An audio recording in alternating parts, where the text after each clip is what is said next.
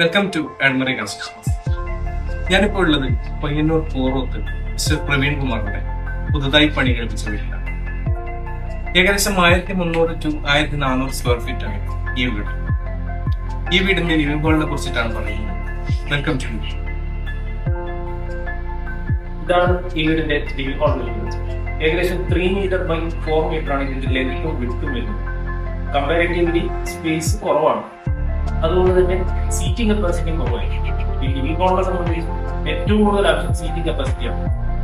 ഈ ഉള്ള സ്പേസ് എങ്ങനെ നമുക്ക് സീറ്റിംഗ് കപ്പാസിറ്റി കിട്ടാം എന്നുള്ളതാണ് നമ്മളിത് ശ്രദ്ധിച്ചത്. ലിവിംഗ് ഹാൾ നമുക്ക് 3 രീതിയിൽ സെറ്റ് ചെയ്യാൻ പറ്റും: I shape, L shape, C shape. I ഷേപ്പിൽ നമുക്ക് ഒറ്റ ഡയറക്ഷനിൽ ഫോക്കസ് ചെയ്യാനേ പറ്റുള്ളൂ, മെയിൻലി ടി വി കാണാനേ പറ്റുള്ളൂ.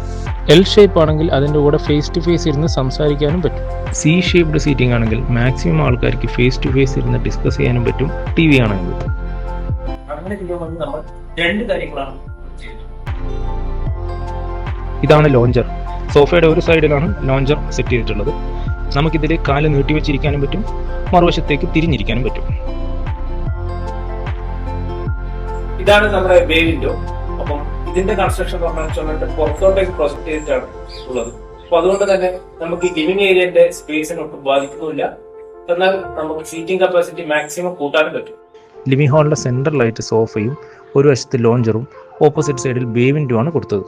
അതുകൊണ്ട് സി ഷേപ്പിൽ തന്നെ നമുക്ക് സീറ്റിംഗ് അറേഞ്ച് ചെയ്യാൻ പറ്റി.